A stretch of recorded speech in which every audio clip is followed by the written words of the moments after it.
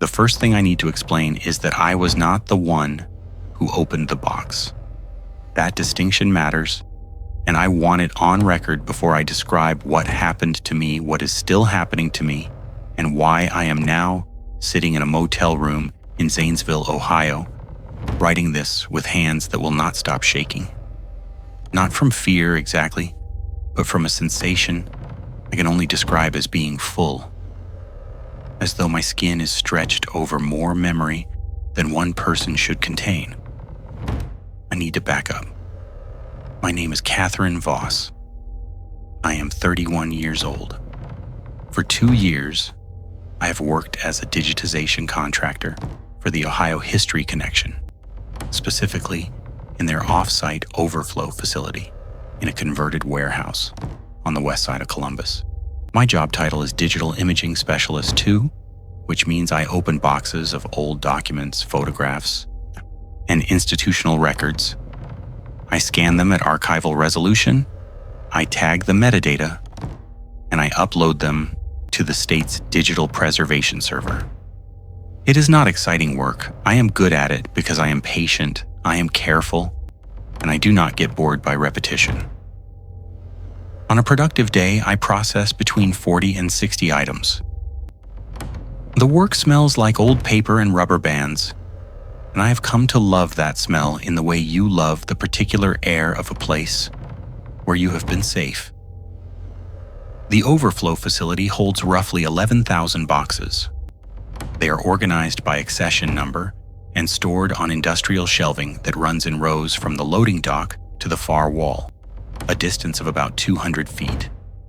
The lighting is fluorescent. The HVAC is unreliable. There is a bathroom, a break room with a coffee maker and a mini fridge, and a single imaging station where I work. I am usually alone. There is a security guard named Dennis who checks in twice during my shift, once around 10 in the morning, once around 2 in the afternoon. But otherwise, the building is mine. I want you to understand the quiet, not silence, quiet. The building has sounds, the shelving clicking when the temperature changes, the HVAC cycling, the distant hum of the loading dock door's motor even when the door is closed. I know these sounds, the way you know the sounds of your own house at night. I do not startle easily. I mention this because I need you to trust that when I tell you something was wrong, I am not a person prone to imagining things. On March 4th of this year, I received a pull list from my supervisor, Elena Marsh, containing 12 accession numbers for a priority digitization batch. The records were from a defunct state psychiatric facility in Athens County, the Ridgemont Youth Center, which operated from 1951 to 1979 and housed children between the ages of 8 and 17 who had been committed by family petition, court order, or county welfare referral. The facility closed after a state investigation. The records had been accessioned in 1982, and as far as the catalog indicated, had never been opened. 11 of the 12 boxes were exactly where the shelf map said they would be. Standard archival containers, banker's box style, labeled in the catalog hand of whatever archivist processed them 44 years ago. They were cool to the touch, faintly dusty, unremarkable. The 12th box was on the correct shelf, in the correct position. But it was different in 3 ways I noticed before I touched it. First, it was sealed with a continuous band of red archival tape that I had never seen used anywhere else in the facility. Not packing tape, not the usual white cotton rag tape, a heavy waxed red tape applied in a single unbroken strip around all 4 sides of the lid. Second, there was a handwritten label on the lid, not typed, not printed, but written in a hand I did not recognize, that read, "Do not digitize. Return to shelf intact." Below that, in smaller writing, "Not for reproduction in any medium." Third, and this is the part I keep coming back to, the box was warm, not hot. Not the kind of warm that suggests a heating pipe or a sun-facing wall. It was the warmth of something that had recently been held, like picking up a coffee mug someone set down 5 minutes ago. An ambient, residual, organic. Except the shelf was deep in an interior row, far from any heat source, and no one had been in this section of the warehouse for at least a week. I had checked the access log that morning. The last entry before mine was Dennis 12 days prior. I set the box on my cart. I did not open it. I am not the person who opened it, and that matters. I wheeled it back to my station with the other 11 boxes, and I photographed the exteriors through the tape, the label, so I did all 4 sides Idirat, because that is standard procedure for any box with non-standard markings. Then I emailed Elena. Her reply came in 9 minutes. She said she had no record of a digitization restriction on that accession number. She said red tape was not in the facility's supply inventory and never had been. She said the handwriting did not match any current or former staff member she could identify. She told me to open it, scan the contents, and flag anything unusual for curatorial review. I want to be clear. Elena is careful. She is not cavalier about archival protocols. If she told me to open it, it was because, from her end, there was no legitimate institutional reason not to. The restriction label had no corresponding entry in the catalog, no chain of custody note, no accession memo. It was, as far as the system was concerned, a rogue label. It should not have existed. I cut the red tape at 10:47 a.m. I know the exact time because my imaging software timestamps every scan, and the first scan I made from that box, the interior of the lid, which I photographed before touching any contents, is stamped 10:48, with the interior of the lid had writing on it too. Same hand, a single line. It does not transfer through text, it transfers through image. I read it, I noted it. And then, because I am a professional and because Elena had given me a direct instruction, I began processing the contents. The box held 43 items. I know this because I counted them twice before I started scanning, and 43 is the number I recorded on my processing sheet. I will come back to that number. The items were not what I expected. Standard institutional records for a facility like Ridgemont would include intake forms, medical charts, behavioral assessments, discharge summaries, correspondence with families, and possibly court documents. This box contained some of those things. But it also contained 43 Polaroid photographs, paperclipped to the backs of intake forms, each photograph showing the face of a child at the apparent moment of admission. The photographs were not clinical. That is the first thing I need to say. They were not the flat, institutional lighting headshots you see in mugbook-style documentation. They were, and I'm choosing this word carefully, intimate. Each child had been photographed close, from about 18 inches, and each child was looking directly into the lens, with an expression I have now spent 3 weeks trying to name. It was not fear. It was not blankness. It was the expression of someone who has been told something they believe absolutely but cannot repeat. The children ranged in age from what I estimated to be 8 to perhaps 15. The photographs were undated, but the Polaroid film stock and color cast suggested a range from the mid-1960s to the mid-1970s. Some were clearer than others. All were well preserved, unusually well preserved. The kind of chemical stability you see in photographs that have been stored in controlled darkness their entire lives, which I suppose these had been. I scanned the first photograph at 10:52 a.m. A boy, perhaps 10. Dark hair, sharp chin, looking into the camera with that expression. The scan was clean. Resolution was good. I tagged the metadata, accession number, box number, item number, date of scan, my operator ID, and moved on. The procedure was identical for each item.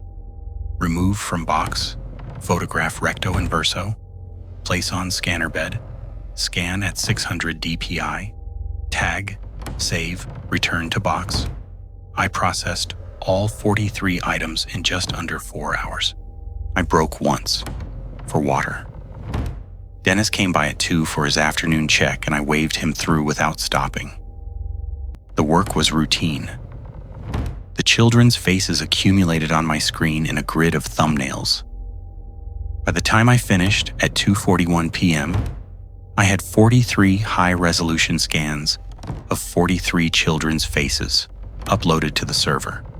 And I had a feeling I could not articulate, except to say that the room felt smaller than it had that morning.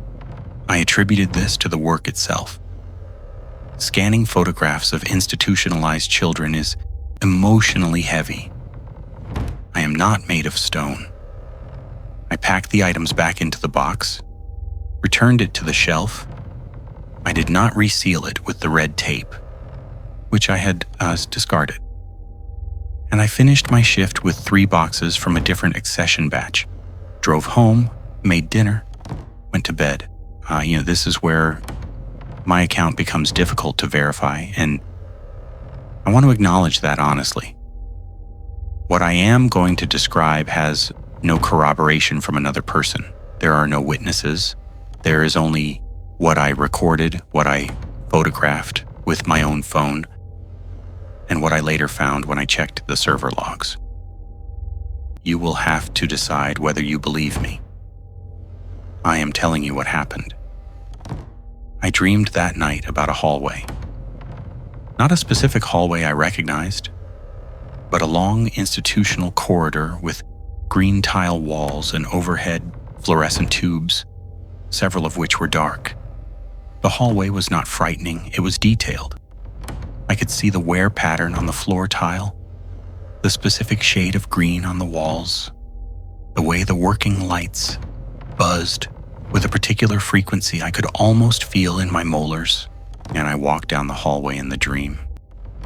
At the far end was a door with a wire glass window, and through the window I could see a room with the metal frame beds arranged in 2 rows.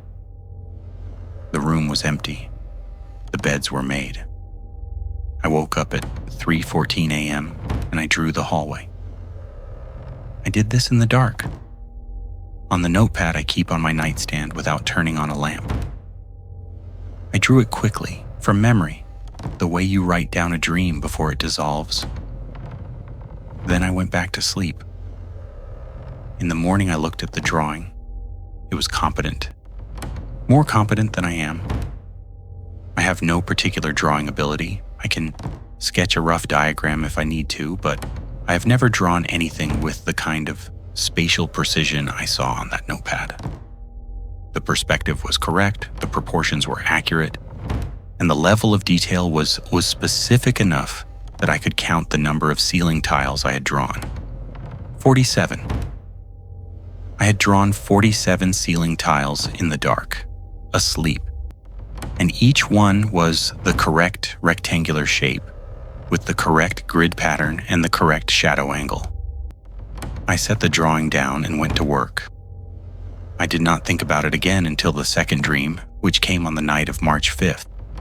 Same hallway, same direction, but this time, I was farther down it, as though I'd started where I left off the previous night. And I could see that the door at the end had a room number plate beside it. The plate read 11. I could see through the wire glass that the beds were still empty, but now there were objects on some of the bedside tables. Small, indistinct. I pressed my face against the glass in the dream, and I could feel the cold of it on my forehead. I could not make out what the objects were. I woke at 3:11 a.m. and drew again. This drawing was better than the first. It showed the end of the hallway in detail I had no business producing. The room number plate, with its specific font, a fire extinguisher bracket on the wall to the left of the door, a hairline crack in the third tile from the floor on the right side. I stared at it for several minutes. Then I photographed it with my phone. Time-stamped, March 6th around 3:18 a.m. I did not go back to sleep. I sat up and I thought about it logically. I had spent 4 hours scanning the faces of institutionalized children. The facility was in Athens County, Ohio. I had likely processed enough visual information about the era, with the institutional typology, the formatting of the records, to construct a plausible mental model of the facility's interior. The brain does this. It is not supernatural. It is pattern completion. The same neural process that lets you dream about a city you have never visited after watching a documentary about it. The detail was unusual, but unusual does not mean impossible. I have an excellent visual memory. That is one reason I am good at my job. I decided to test it. On the morning of March 6th, before driving to the warehouse, I searched the Ohio History Connections catalog for any other accession batches from the Ridgemont Youth Center. I found 2. One was a set of administrative records, budgets, staffing rosters, state correspondence in the main facility downtown, and the other was a small batch of architectural materials, floor plans, site survey, renovation proposals. These were also in the overflow warehouse. They were in a different row from the records I'd been processing, but they were in my building. I pulled the architectural box. Inside were 11 blueprint reproductions of the Ridgemont Youth Center, dated 1958, showing floor plans for the main building, the 2 residential wings, the school building, the infirmary, and the administrative offices. The residential wings were labeled East and West. Each wing contained a central corridor with rooms on both sides, numbered sequentially from 1 to 16. The corridors had green tile walls. This was indicated by a color note in the architect's hand on the legend. Corridor walls, ceramic tile, Ridgemont green number 4. Room 11 was on the east wing corridor, right side, approximately 2/3 of the way down. In the floor plan, it was configured as a dormitory with 8 beds. The floor plan showed a fire extinguisher bracket on the left wall between room 10 and room 11. I held the blueprint up beside my phone, which still had the photograph of my 3 a.m. drawing on the screen. The spatial proportions were consistent, not approximate, consistent. The distance between the door and the fire extinguisher bracket, the width of the corridor relative to the ceiling height, the position of the room number plate. They matched at a level that made my stomach tighten. Not because it was impossible, but because the explanation I had constructed, pattern completion from scanned records, did not hold. Nothing I'd scanned the previous day contained architectural information. The box I processed held intake records and photographs. There were no floor plans, no facility descriptions, no images of hallways. The visual information needed to produce that drawing was not in the batch I digitized, but it was in another box in the same building, 40 feet from where I'd been working. I scanned the architectural materials. This was not on my pull list, but I have standing authorization to process adjacent accession batches when they're relevant to an active project. I scanned all 11 blueprints, tagged them, uploaded them, and returned them to the shelf. Then I went back to my station and began working through the remaining 11 boxes from the original Ridgemont batch. These boxes contained what I expected: intake forms, medical charts, behavioral logs, discharge summaries, correspondence. Hundreds of pages. I worked through them methodically over the next 3 days, scanning and tagging at my usual pace. The work was unremarkable except for two things. The first was that I could not stop looking at the photographs. The 43 scans from the sealed box were on the server now, and every time I uploaded a new batch, I saw their thumbnails in the project folder. 43 faces. 43 children looking at me with that expression I still could not name. I found myself pausing on them, enlarging them, studying the backgrounds for details, the edge of a door frame, the shadow angle suggesting a window position, the texture of a wall behind a child's head. I told myself I was being thorough. I was looking for contextual metadata. This is a legitimate part of my job. The second thing was that the dreams continued. Every night, same hallway, same direction, and every night I was a little farther inside the building. On March 7th, I passed through the wire glass door into room 11 and I could see the objects on the bedside tables. A comb, a Bible, a paper cup, a folded piece of clothing. On March 8th, I walked between the rows of beds and I noticed the beds were not quite empty. The sheets had impressions in them. Shallow depressions in the shape of small bodies that were no longer there. On March 9th, I reached the far wall and found a second door, this one leading to a bathroom with a row of sinks and a single window looking out onto a hillside I did not recognize. Every night I drew what I saw. Every morning the drawings were precise, detailed, and beyond my waking skill. I photographed each one. By March 10th, I had 7 drawings documenting a continuous architectural path through the east wing of a building I had never visited, had seen only in 44-year-old blueprint reproductions, and had no sensory memory of whatsoever. On March 10th, Isak, I made a decision that I now understand was a mistake, though at the time it felt like the only rational course of action. I drove to Athens County to look at the site where the Ridgemont Youth Center had stood. The complex was demolished in 1986. The site is now partially wooded, partially cleared, used as informal overflow parking for a county maintenance facility that was built on the adjacent parcel in 1992. There is no marker, no plaque, no sign. The only evidence that anything stood there is a faint grid of foundation remnants visible in the tall grass if you know what you are looking for. And I did, because I had scanned the site survey that showed the building footprints. I parked on the gravel shoulder and walked the perimeter of where the east wing would have been. The grass was ankle high. The foundation remnants were concrete, broken in places, mostly level with the ground, traced by lines of gravel that marked former walls. I could identify the corridor. I could identify by counting door width intervals along the foundation line, where room 11 had been. I stood on the spot where the room had been and I felt nothing. No temperature change, no presence, no sound. March wind in the grass and the distant sound of a truck on the county road. I stood there for 10 minutes. I took photographs. I walked back to my car and drove home. That night, I did not dream of the hallway. I dreamed of a name.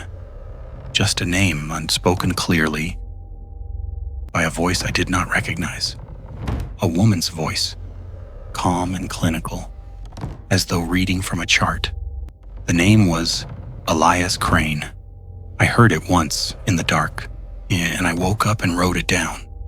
And I could feel my hand shaking, not from the name, but from the quality of the voice, the precision of it, as though it had been waiting to be heard. I searched the intake records I'd scanned.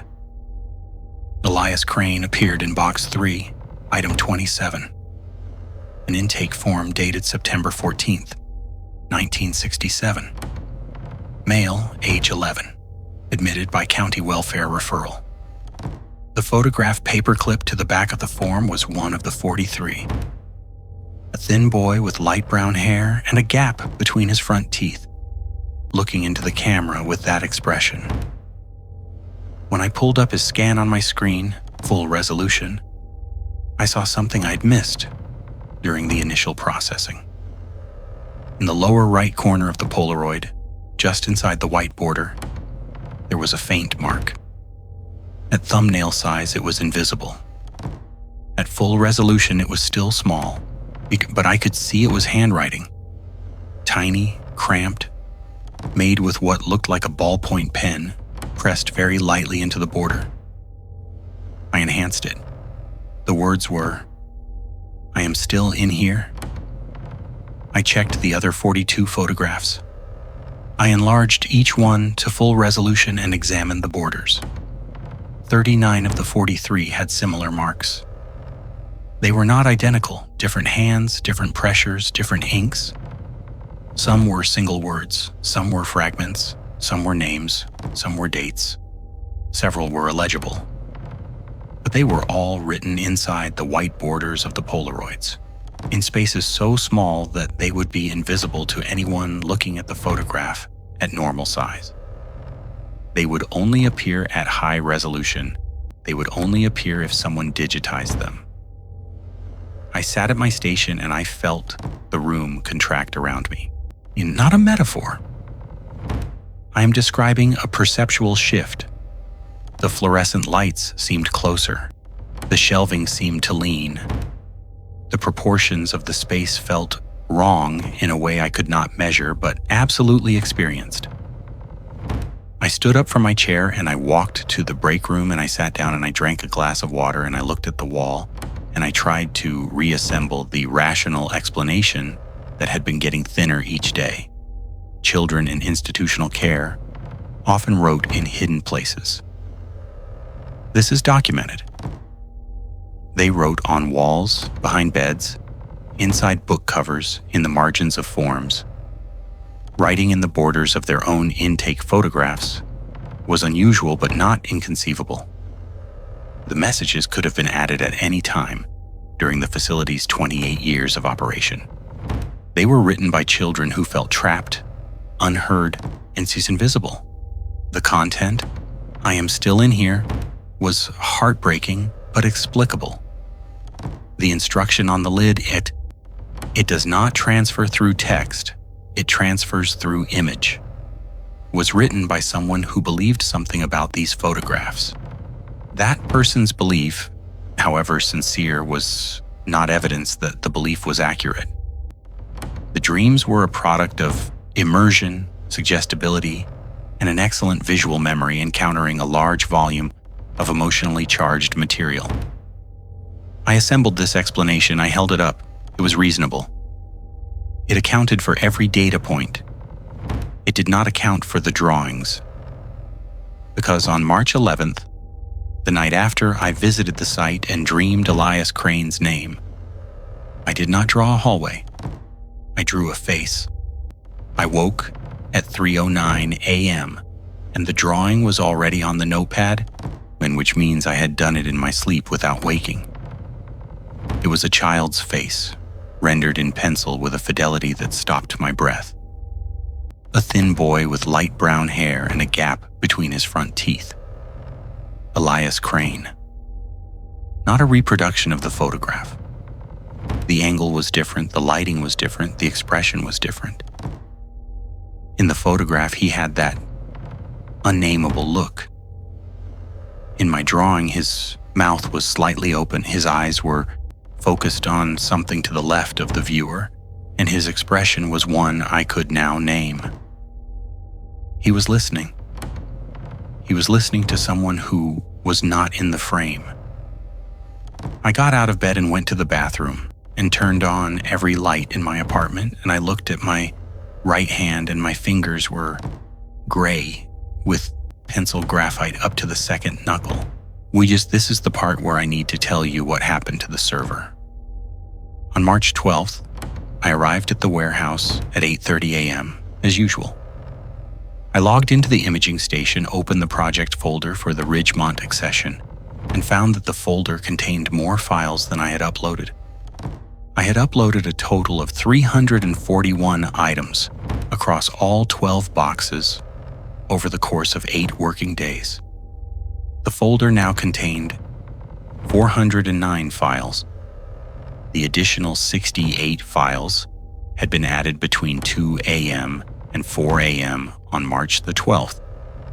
They had been uploaded from my operator ID.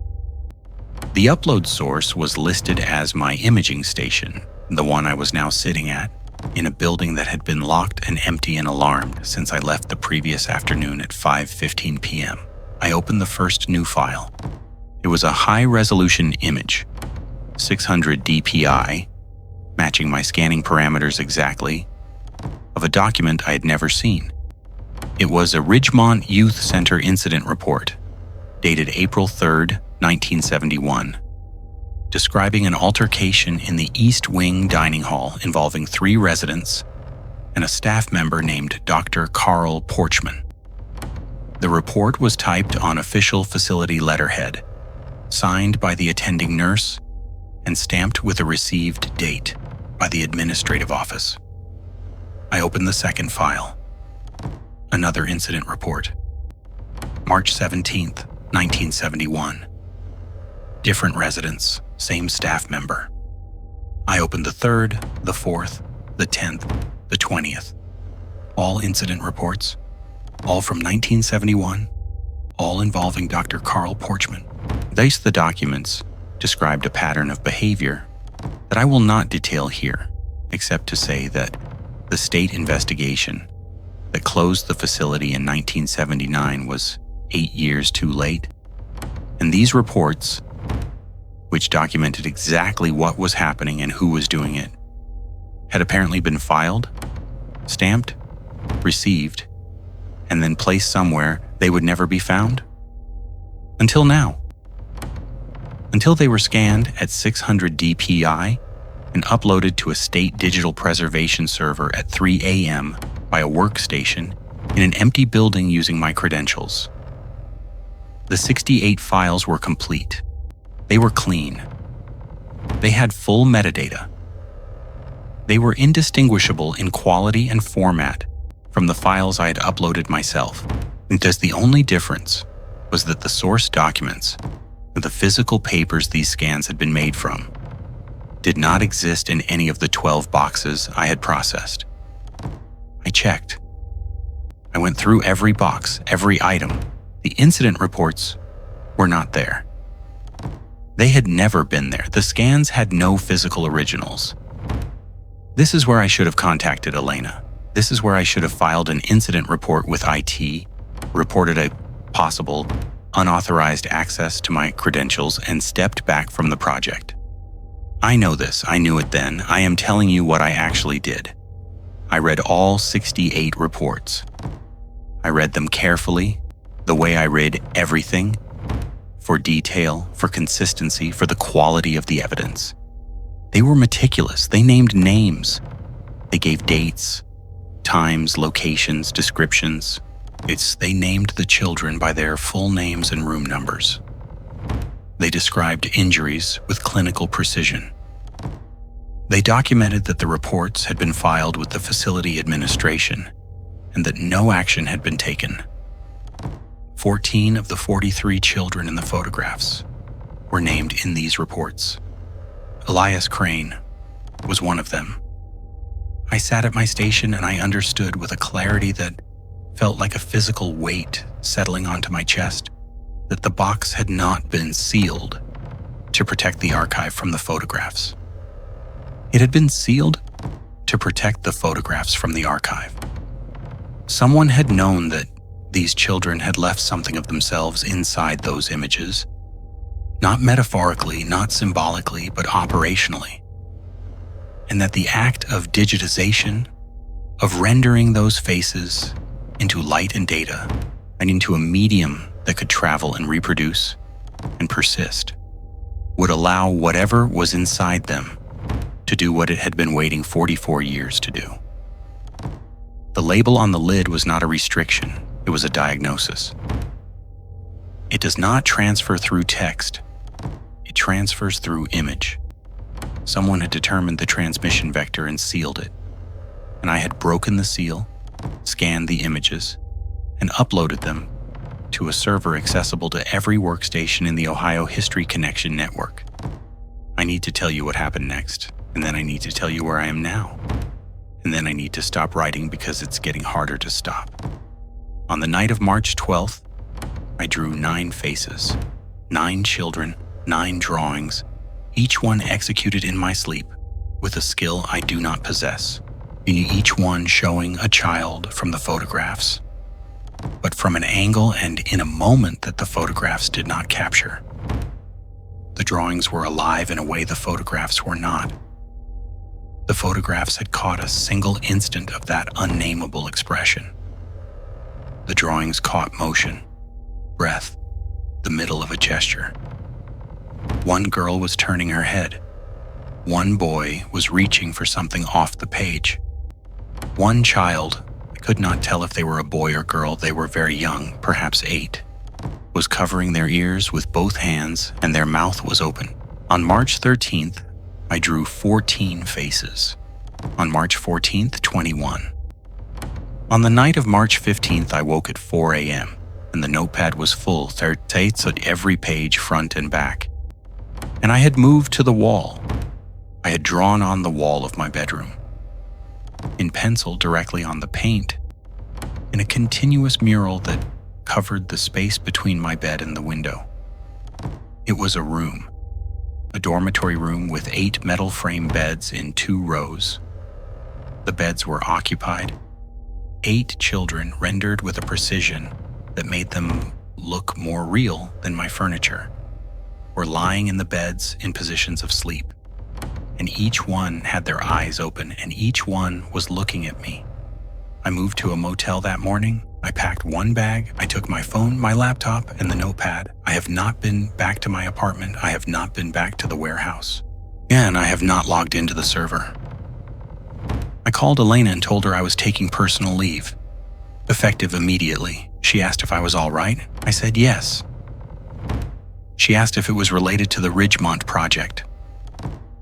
I hesitated long enough that she said quietly, "Catherine, did you open the red tape box?" I said yes. She was silent for several seconds. Then she said, "Where are the scans?" I said they were on the server, all of them, including the 68 I had not made. She said, "I'm going to have IT pull the project folder offline." I said, "Okay." Then I said, "Elena, have you looked at the scans?" She said she had not. She said she had been meaning to review them, but had not gotten around to it. She said this in a tone that I recognized. Because I have used it myself.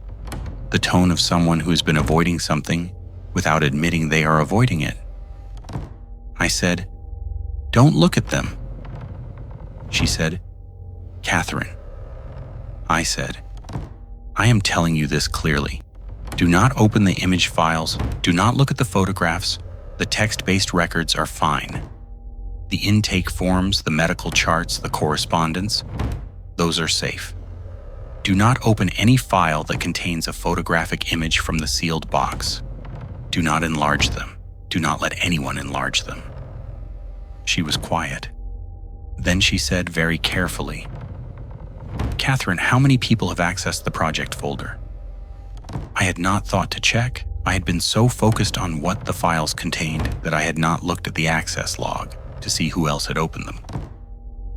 She said, "I'm looking at the server log right now, but the Ridgemont project folder has been accessed 112 times in the last 72 hours. 41 unique user IDs. I could not speak. She said, "Catherine, the thumbnails auto-generate when you open the folder. You don't have to click on the images. The system generates preview thumbnails at 72 dpi for every image in the directory. Anyone who opened the folder saw the faces. I am in the motel room now. It is March 17th. I have been here for 2 days. I have not slept. I have not slept because if I sleep, I will draw. And the motel walls are close, and the surfaces are many. And I have already found pencil marks on the bathroom mirror in handwriting that is not mine. but was made by my hand. The marks on the mirror say, Room 11, under the third bed from the window. He put it there so no one would find it. Actually, I do not know what is under the third bed. I do not know if it is still there 45 years after the building was demolished, in a room that is now a grid of broken concrete under grass. But I know that the scans are on the server. I know 41 people have opened the folder. I know the thumbnails auto-generate. And I know that whatever these children put into those photographs, whatever residue of themselves they pressed into the white borders in tiny handwriting and into the emulsion in a way that is not handwriting at all, but something older and more desperate, is now in a format that can be copied, forwarded, downloaded, and opened on any screen in the world. I've been trying to write this in plain text only, no images, no attachments, no links. I have been trying to keep it in the medium that the label on the lid said was safe. Text, not image. But I need to tell you one more thing. This morning I opened my laptop to type this account. My background image, which I had set to the default blue gradient when I bought the laptop 2 years ago, they had been changed. It was a photograph, a high-resolution photograph taken from inside a room I recognized as Room 11 of the East Wing, looking out through a wire glass door into a green-tiled corridor. The perspective was from low, approximately 3.5 feet off the ground. The height of a child. Visible in the corridor at the far end, walking toward the door, there was a figure.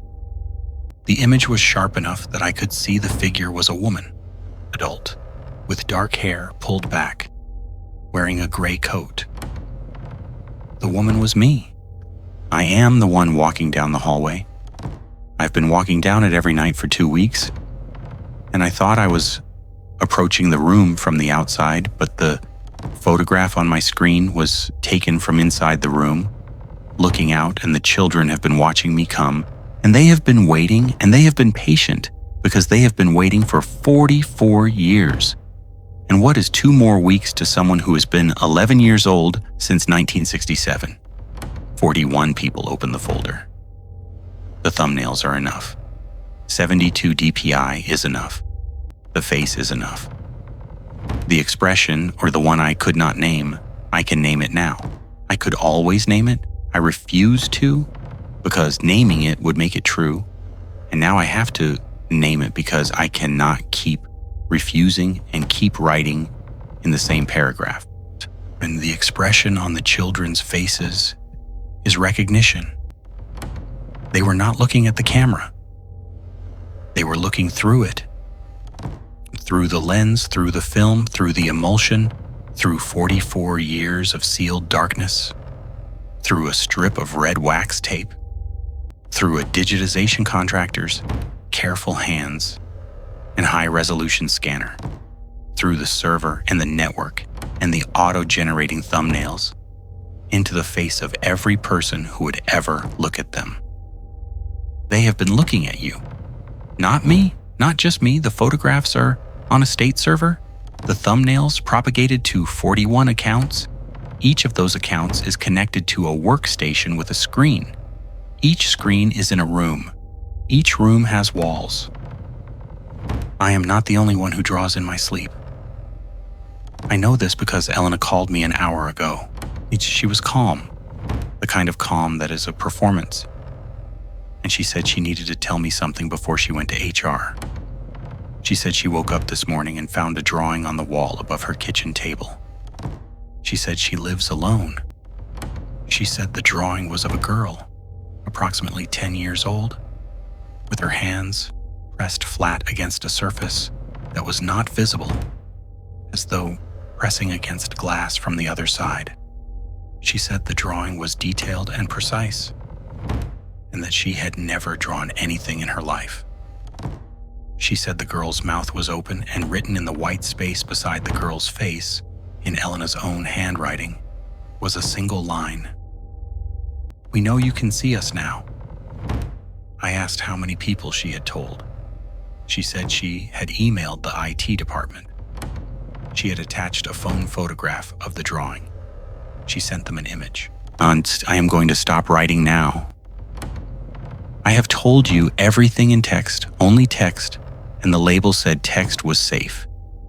And I am choosing to believe the label because I have to believe something. If you have read this far, you're fine. You have only read words. But I need you to understand something. This account will circulate. It will be copied, quoted, shared, and reposted, and someone eventually will want to illustrate it. Someone will search for the Ridgemont Youth Center. Someone will look for the photographs. The scans are being pulled from the server, but they were up for 72 hours. 72 hours on a networked state system. The images are in the world now. If you see a photograph of a child with an expression you cannot name, taken close from about 18 inches with a white Polaroid border, do not enlarge it. Please do not enhance it.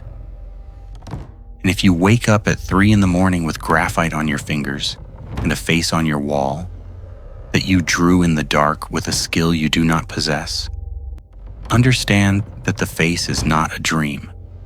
It is a child who has been waiting in a room that no longer exists for someone to carry them out. The building was demolished in 1986. The room is gone. The corridor is gone. The green tile is gone. But room 11 is on my wall now. Room 11 is on Elena's wall now. And if you have seen the photographs, room 11 is looking for a wall in your house. The children are patient. They have been 11 for a very long time. They can wait one more night